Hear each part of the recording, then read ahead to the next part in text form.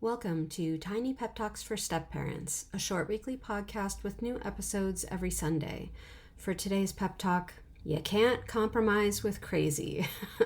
Please don't bother trying to follow typical co-parenting advice when the ex is high conflict. As any normal human would, Dan approached his co-parenting relationship with his ex from a place of compromise. He thought meet halfway was the ideal goal. To this end, he made a lot of generous gestures, giving up time with his kid without working out makeup time first.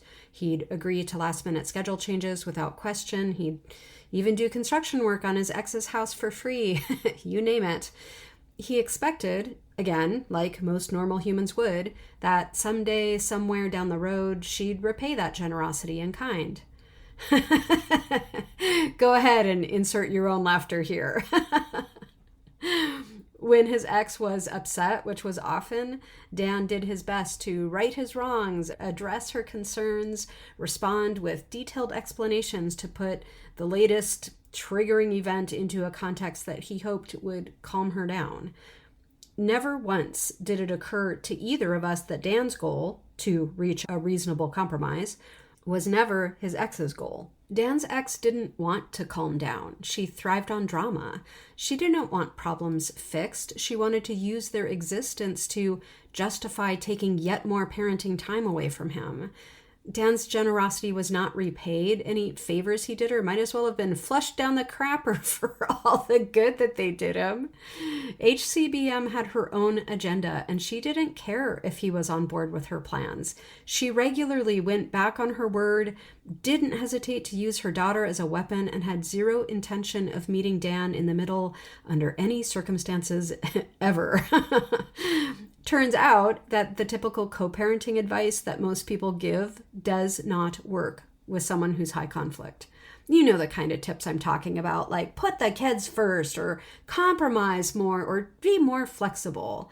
Common sense stuff that seems so obvious and straightforward and doable.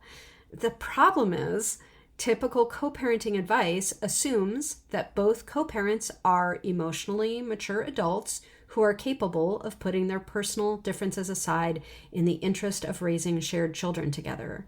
And as those of us in high conflict situations know all too well, unfortunately, that's not always the case.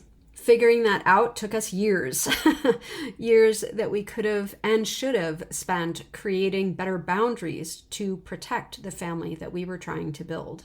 Instead, we turned ourselves inside out trying to make someone happy who was determined to be unhappy. If any of this sounds relatable, please know that you are not failing at co-parenting. You just need to change tactics a bit, or maybe a lot. And if you're not sure what that means or where to start, I recommend reading our 10 Commandments of High Conflict Co-Parenting over on our main site. I will link it in the show notes for you. Our paid subscribers on Substack also have access to more in-depth resources like our high conflict parenting plan checklist, our workshops on high conflict co-parenting and high conflict step parenting. And also for our paid Substack subscribers, remember that there's always more personalized support available in our private group chat, because sometimes what helps most is just knowing that we're not alone.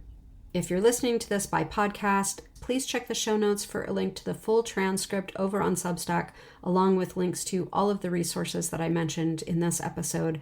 We would love to make sure that you're getting the help and support that you need.